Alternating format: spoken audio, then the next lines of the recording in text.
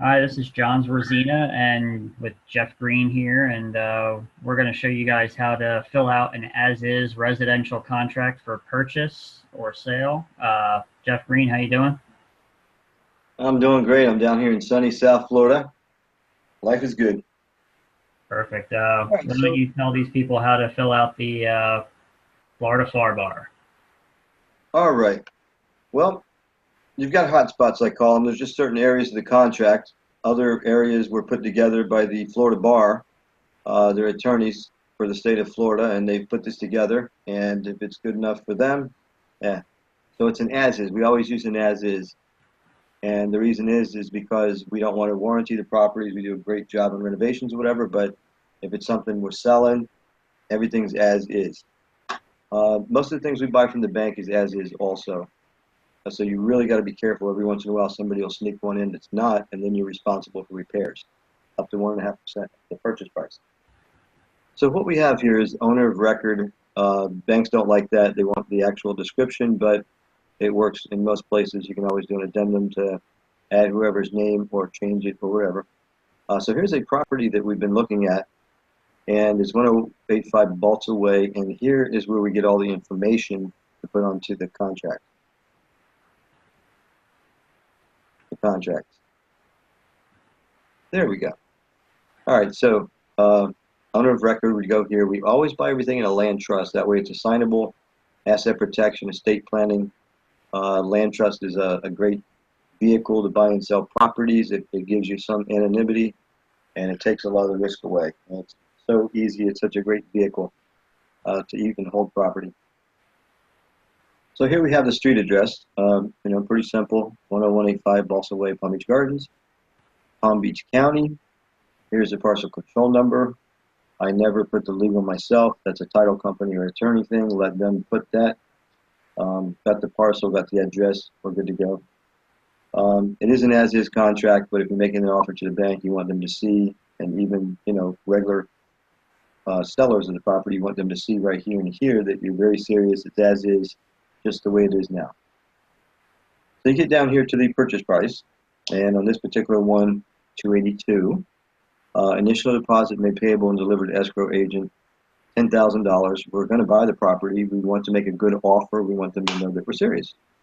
We can put 1,000 there, but go right ahead. We'll go ahead and get the property ourselves because we're putting up a bigger deposit, and they do look at that. But if you look right here, made within 3 days. So we can put 0 inspection period on the contract. We still have 3 days before we ever put the deposit up. By then, we'll have plenty of time to go inspect it, look at the code enforcements, whatever we need to do, expired permits to make sure that what we're buying is going to be a great investment.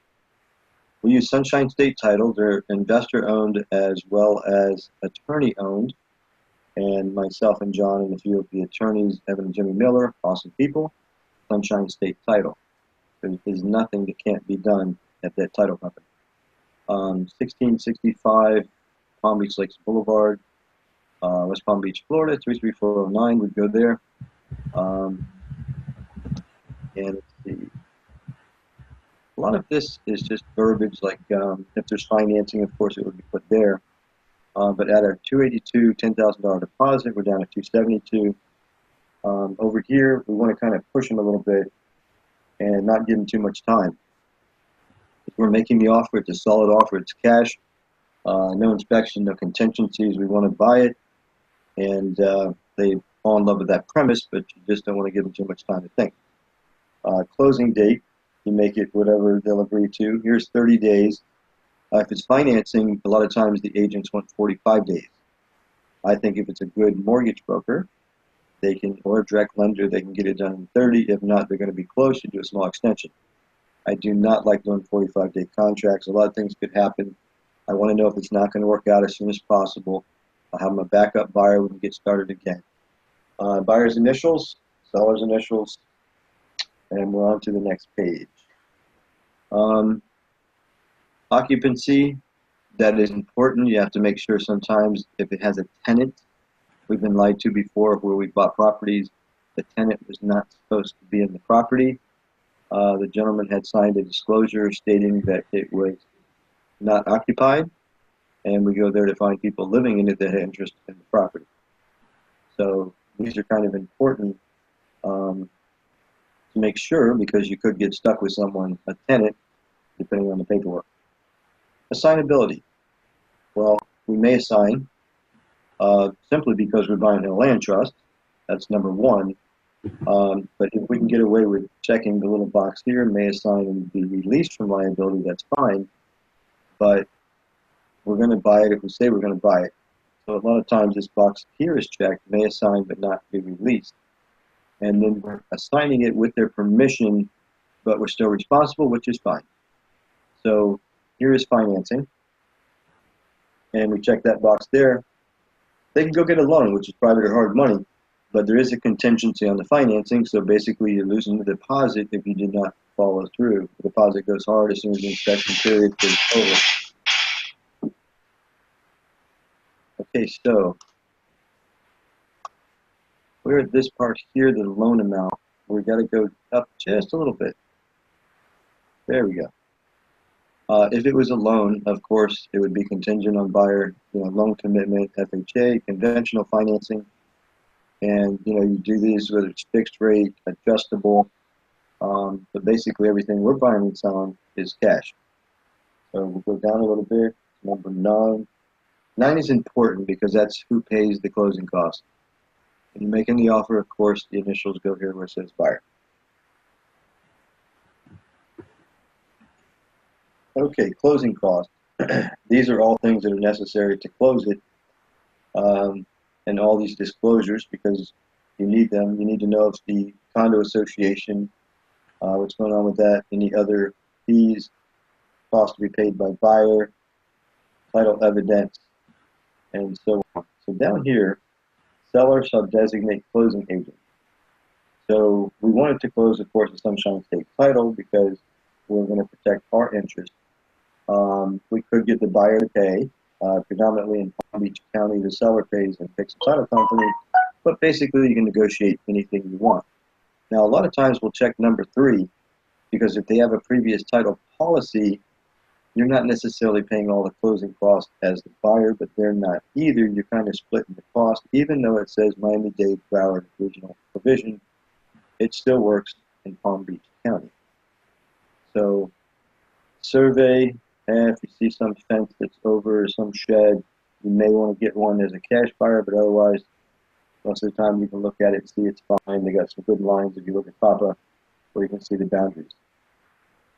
And home warranty, we always go NA. We're not giving any kind of warranty. There's outside sales companies that may offer it as a third party, but we don't get into that.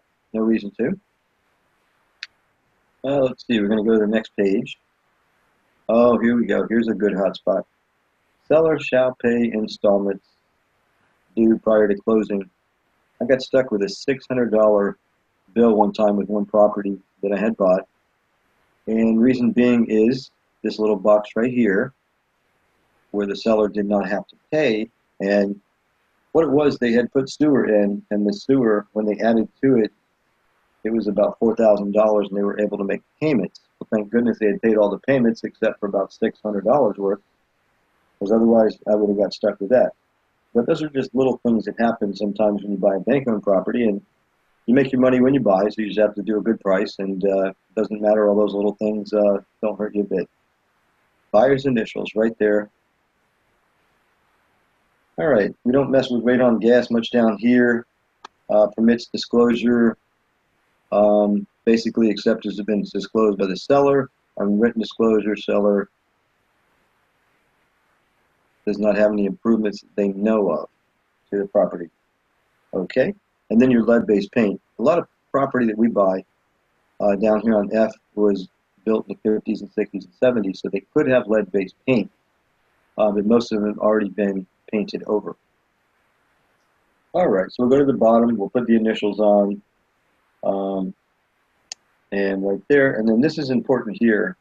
If this is left blank and somebody sneaks that in on you and you go, oh, it's no inspection. No, it's 15-day inspection, and that's about the worst thing ever. I've seen people that wanted 21-day inspections, 60-day inspections, and unfortunately you sign the contract, which I've never done that, thank goodness, but kind of leaves you hung out to dry for quite a while. Then you don't really know if it's closing or not. Like short inspection periods, we want to know if we're going to buy it or not buy it, or sell it or not sell it.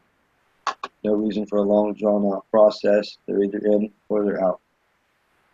And you got the walkthrough provision. You have the right to walk through like within 24 hours. And assignment and repair, treatment of contracts and warranties at buyer's option and cost. Assignable repair. What they're talking about is if you have a tent company that put a tent on it and you have a contract that's assignable. That's mostly what they're saying there. And once again, no reason to read all this because it's made by the attorneys to protect everyone in the parties. There's nothing to check. There's nothing to fill out. There's nothing to do. Just read it. And then you keep going down here. And it's all readable stuff. You initial it right here. And you go to the next page. And then you go right here and initial there. And basically this is all just verbiage. If you're doing a 1031 exchange, that would be important to you right there, but most people aren't. And not a whole lot to a contract. Basically, you put the initials there. That's why I call them hotspots. Over here is where your riders are. If you've got, let's go up just a hair. Your riders are these things here. If you know of defective drywall, if you're a homeowners association doing some seller financing with the contract, there's always these little riders. There's one for FHA, there's one for VA. If it's a short sale, you have a short sale addendum to the contract, as well as a short sale addendum to the listing agreement. So there's so many different little clauses. They check the little box. Now down here is where you can write everything you want. Like I would write clear of all code violations and liens, and no open or expired building permits. And then you could add if your brokerage has a fee, you could put that. That's exactly where that would go, and you would say, hey, the buyer has to pay a buyer's fee, or the seller has to pay a seller fee. And yeah, so anything you want, you can write in there. I've seen people write books in there. It's crazy what they do, but you got to read every part of it. And then here you initial at the bottom of this page. And you're making the offer. So as making the offer, that would be, if you're selling it, no, you have to wait for the buyer to make the offer first. And they put their signature there and the date. And a lot of times I don't bother putting an address, unless it's a post office box, but not as important as anything else.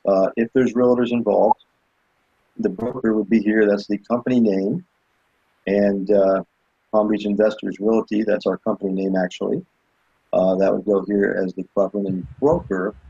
And then the agent would be on the line that we're typing on now. And then if you're the listing sales associate, that's where the person would go over on the right. And then the listing broker. So it just depends. It's always interesting how they put this backwards, because I would think the listing sales agent would be on the left side because they're the ones that listed the property. But anyway, that's how it is. And then the company name would go under the cooperating broker because they're cooperating and they're actually the buyer's agent, which is probably a better word. But all right, so what else do we have on this contract? No, that's basically it. And so right there we'd initial that also. They have an initial and a signature on the same page, which is interesting. And that is it. You print it, you scan it, or however you save it, put your signatures in there, and send it away. And this is a property that we actually are purchasing now. It's a good deal. Ran our comparables. And you can't buy in slow motion. You have to kind of get educated, know what you're doing, and know the comparables. That's like the most important part. A lot of people go out and they like the house. No, it's a pretty house. Let me just buy it. And then they don't really think it through, where the comparables are actually your retail value. What's it really worth? That is the most important part. Because then you can go, okay, well, I can put it for this price, add repairs, and then a lot of people don't even put their profit into a percentage. But it's all calculated for me. If you buy it like 65%, or maybe 5 or 10% repairs, put your 20% profit if that's what you're looking for, and maybe 7 or 8% to sell it. Because if you're putting it back on the MLS, your closing costs, especially if you're paying for title, and recording of the deed, you want to make profit. You have to add your profit in there. So anyway, John, what do you have? That was perfect. I mean, that's how to fill out an as-is contract. I mean, the only thing else that you would attach when you're sending this over is your proof of funds, right, Jeff? And then that's it. Send away, right? It's nice. Yeah, it's nice to have relationships with some of these people, because if you're a repeat buyer, of course, you don't want to go as a repeat buyer and lowball. The problem with a lot of investors, and even myself, you get locked into paying certain dollar amounts for different products, or that's what I call a product. It's property. But you think in your mind that, I've been buying this one at 40,000, this one at 80,000, and as the market goes up, you got to continually pay more. But you're not programmed that way, because you always want the bargain in the deal, and a lot of times you kind of miss out on them. So we have to adjust, because a lot of times they say if you're doing the same thing you were a few months back and the market changed, you might not be getting calls on your bandit signs anymore. Maybe your letters that you're sending out aren't working where they have worked a few months ago. So you always got to be honing the craft, honing the skill, and asking people what works and make it work. Agreed. All right. Well, we'll make another video on how to comp a property by using the Palm Beach County Property Appraiser site right here that we went to earlier in the contract. And anything else to add, Jeff, before we shut this down? No, just buy something. Don't be afraid to make an offer. Don't overanalyze it. Do some research and make an offer. Buy something and make some money. And there's a lot of people that I didn't realize how many people are really on the fence. They want to learn, but they're just either not getting it, or they need somebody to hold their hand, because it's a big thing. I mean, a lot of people buy one or two houses in their life, and bought hundreds and hundreds, and it's like, it's a feeling sometimes of being able to do that and not get financing and just go out and buy something either through assignment or get hard money, private money, renovate. And, once you really get good at it, making money, I mean, that's what you will be doing for the rest of your life. So we're going to try to help you. I didn't realize there was such a big need for it until some of our recent meetings, and we're going to put something together that's going to educate the crowd, and they're going to be able to be successful. Because you took the time to listen to some of the videos and come to the meetings, there's no reason that you don't get the help that you deserve. Thank you. Right. Okay. Well, so this is John Rosina and Jeff Green again. And if you would like to watch the rest of our videos on YouTube, don't forget to subscribe to the YouTube channel, like the video, share it on your social media pages. This is John Rosina and Jeff Green signing out. Check us out on our next video. Thank you very much. Have a great day.